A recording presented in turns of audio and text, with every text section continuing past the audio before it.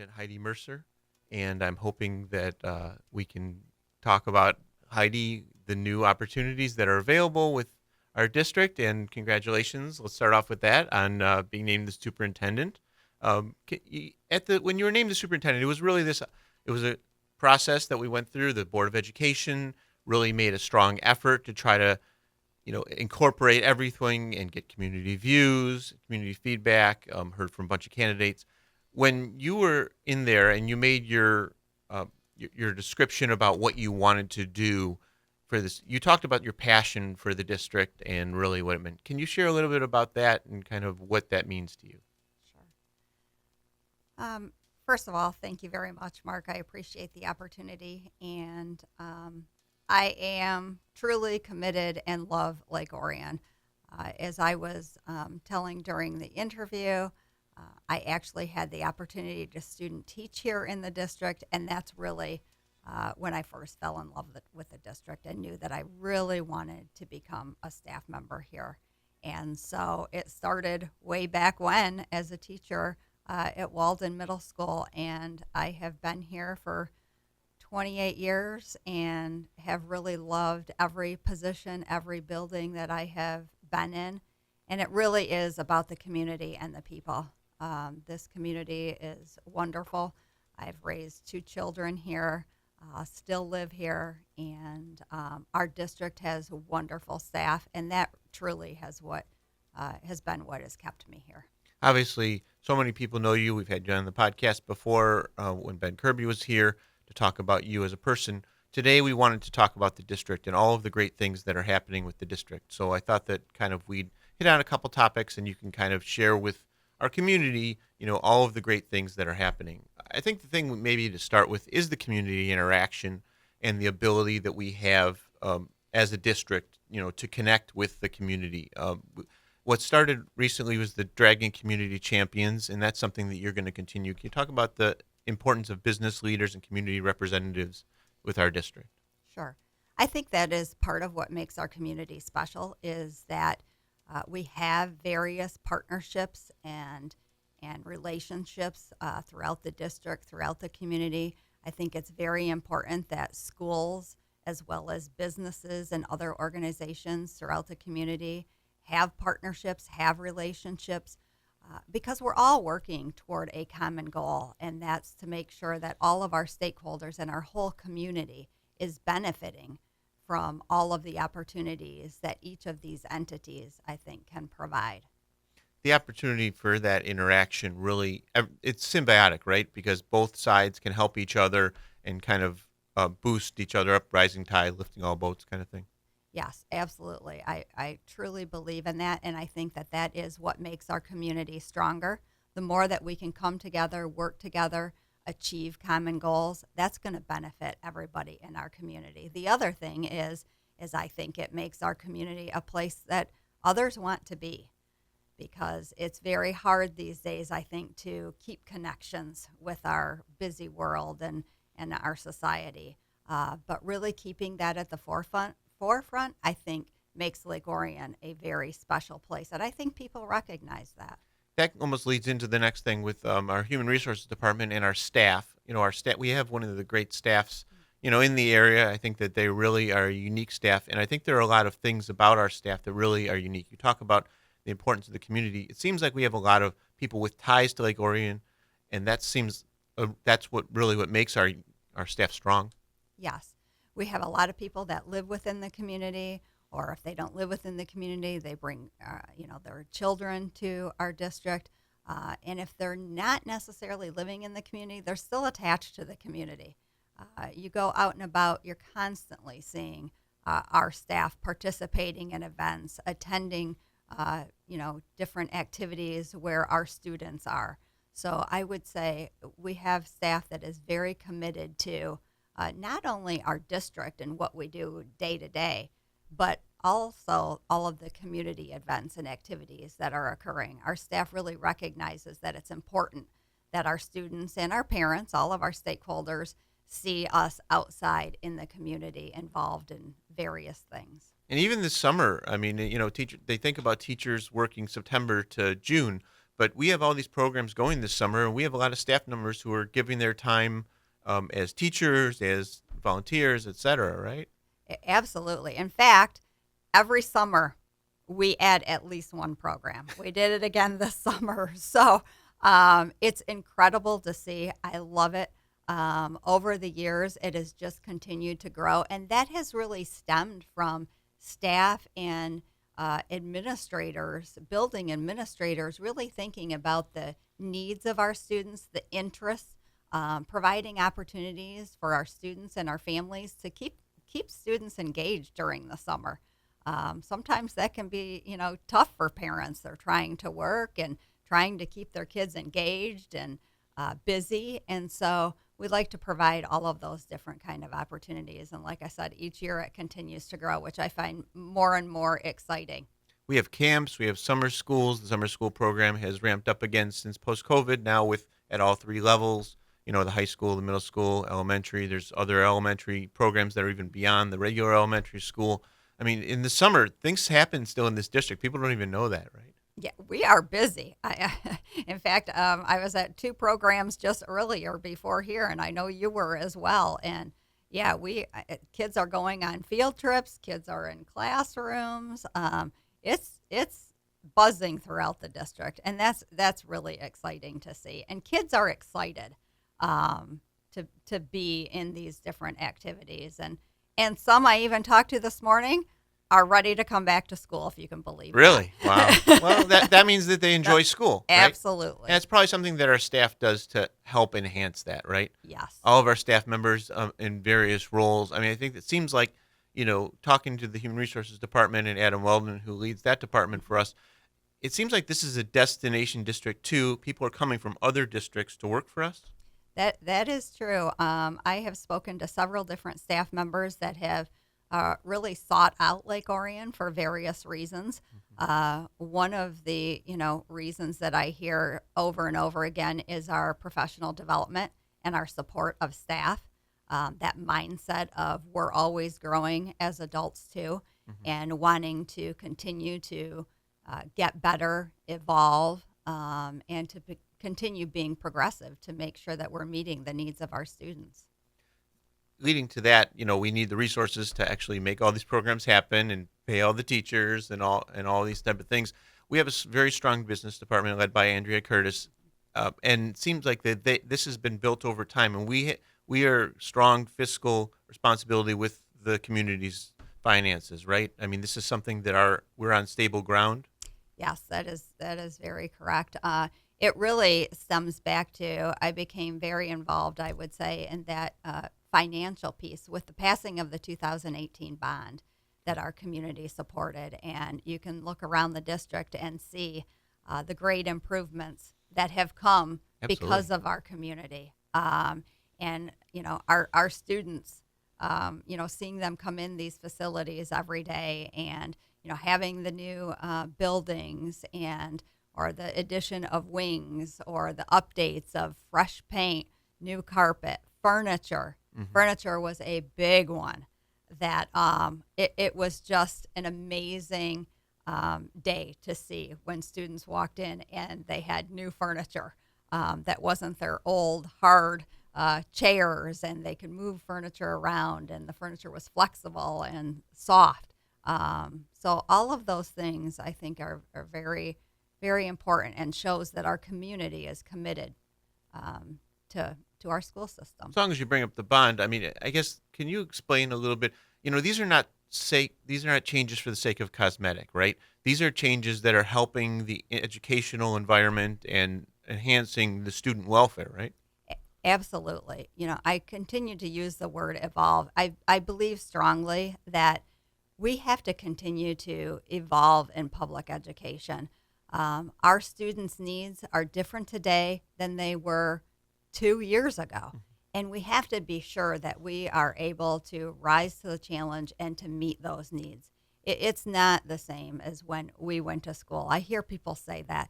It definitely is not the same at all. And nor should it be. Again, we need to continue, I think, to make sure that we are, up to date on our instructional practices. And that means also including the classroom environment and our facilities. It's a whole package that we need to make sure that our students are feeling safe and comfortable first in the environment. We have to have that before they can even begin to learn. So it's a whole package that comes together to provide the best education for our students that we absolutely can. Though for the past 16 years, you've led the academics department, the teaching and learning was what we call it, in our district. You've had your hands in a lot of different things in cabinet meetings involving working with the business of finance and the human resources people. What are the things that these things all work together, right? It's not, they're not all independent, dynamic, independent operations. No, and I would say being, the leader in the teaching and learning department, that is kind of the central wheel, I would say. Sure. We're Um, teaching kids. That's what we do, right? exactly, that's our business. And so, but I've also worked very closely with human resources who are hiring our Sure. staff. We work very closely together. I work with Adam, again, making sure that we're hiring the best staff for our students. We work very closely with Andrea, who, again, financially, we need to make sure that we are being fiscally responsible and, taking care of taxpayer dollars and making sure that, again, as much of the money is going into the classroom for our students. Andrea Curtis, who's our assistant superintendent of business and finance, and Shannon Hoyna, who's our director of business and finance, their role is ever changing because the state is imposing certain regulations. They're changing how much money is given. Obviously, a lot of money was given right after COVID, and those were one-time funds. How have they done in terms of kind of keeping us afloat when those are, trying to handle those changes as they go? Yeah. I would say the way that we have handled all of our COVID funding, I'm very proud of it. We have made sure throughout all of the years that we have received those extra dollars that they have gone toward the purpose of supporting our students first and foremost.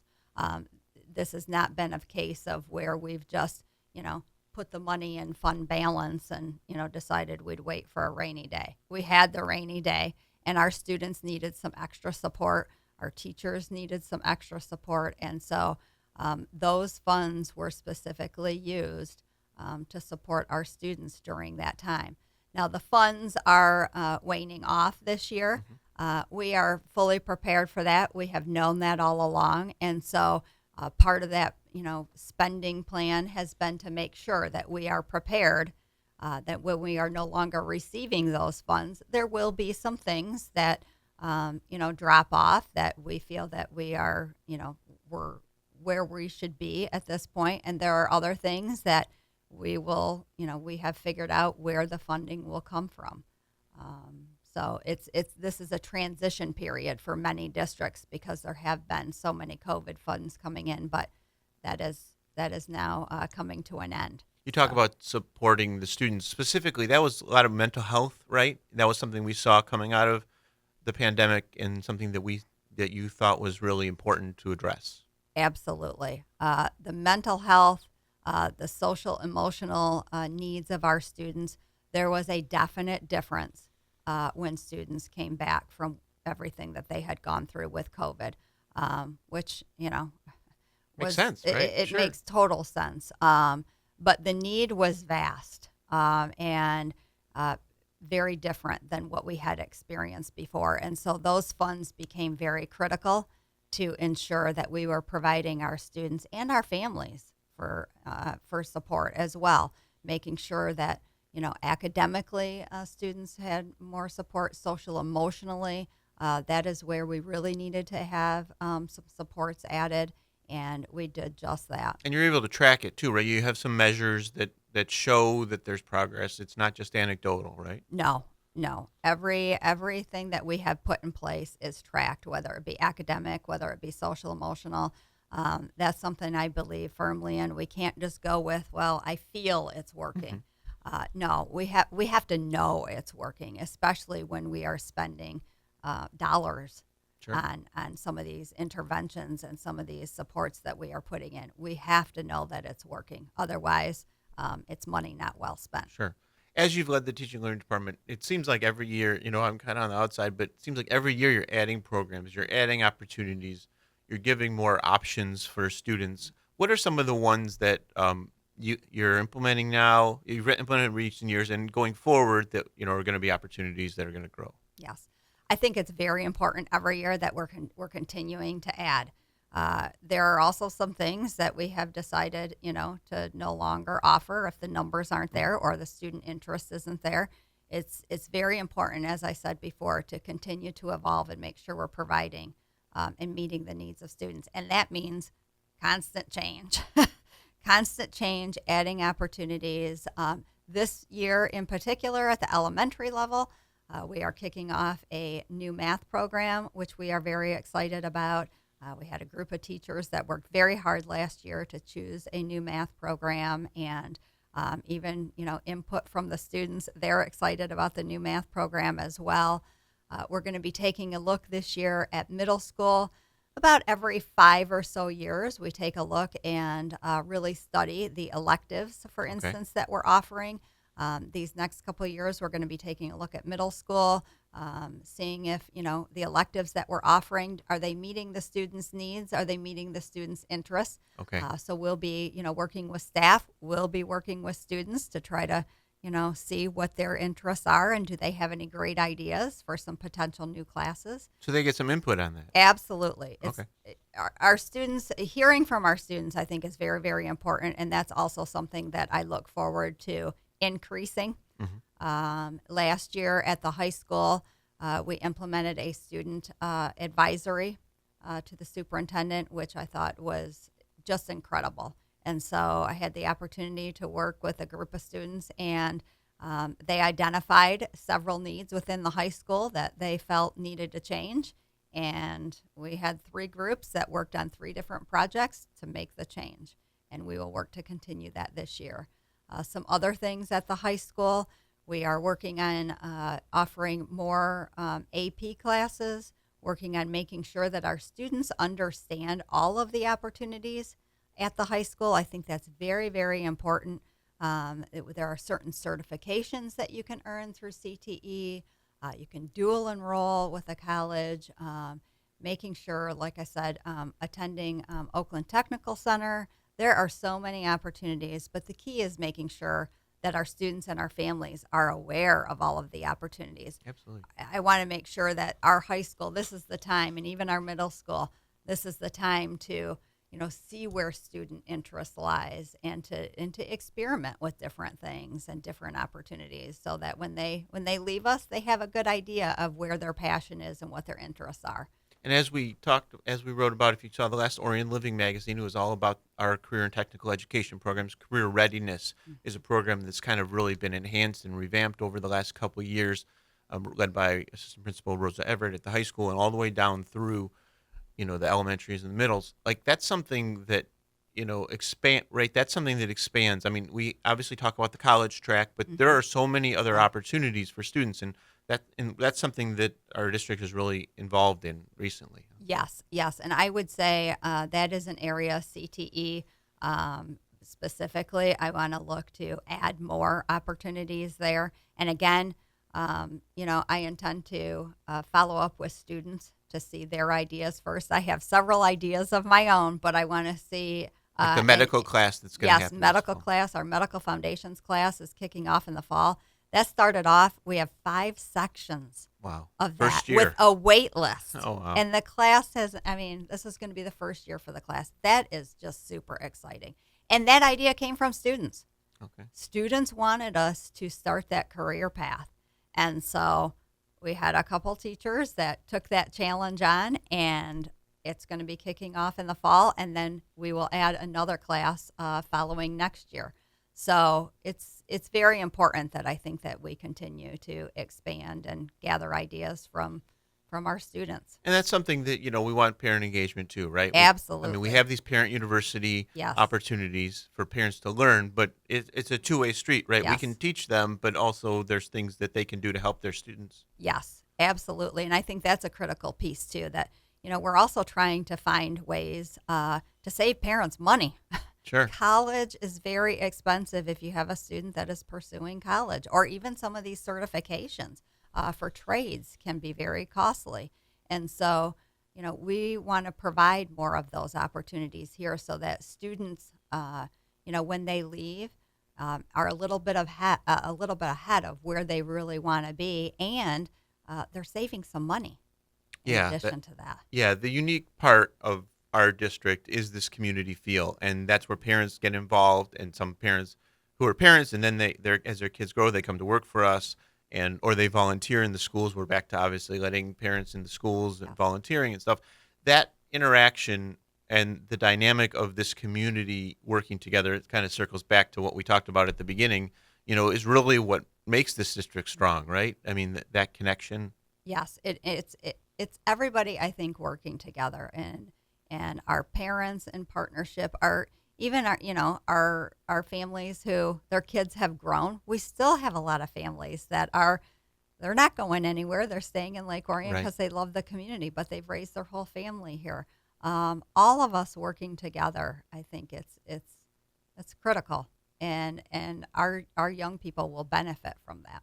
As we look around Orion, Orion's growing, again, right? I mean, we see all Yes, it this is. development and everything, and that, at some point affects the schools as families move in and it grows. Are these things that are on the top? These are things that you're considering as a superintendent. You have to be aware of these things, Yes, right? absolutely. We are tracking all of the new developments, what those developments are. Are they homes? Are they condos? How many, families are going to be in each development? So we track all of that and work closely as well with the township to make sure that, the families that are coming in, we're ready for them and we have space. Right. As we look to the future, kind of the district, we're in such a great place now.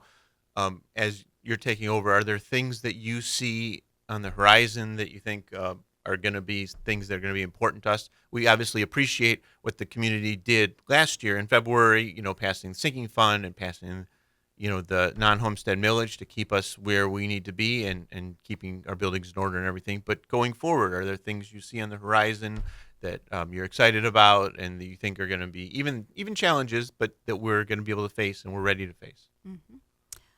Yeah, I think there are plenty of opportunities. I think, within the community, I've already started, talking with the board. The board has already had some discussion regarding a future bond. Because we have a Uh, lot of needs we still. have a lot of needs. And the last bond that we passed in 2018, Hmm. we identified $320 million worth of need. However, the bond was for $160 million. Hmm. So we still have those needs plus because, right, Right. it's been Sure. several years. And so my hope is that we will start to do a real needs assessment again throughout the district, identifying all of those needs, prioritizing them.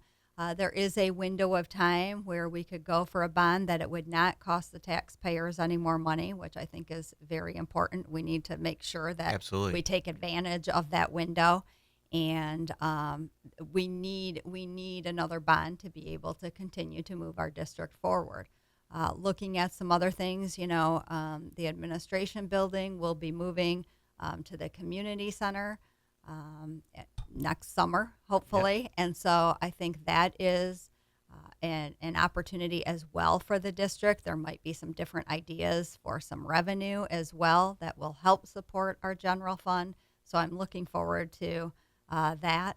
And, I have, like I said, I have a lot of ideas. I'm really excited to hear from our community and from our students and from our staff as well because while I have my ideas, I know that everybody has Right. ideas as well.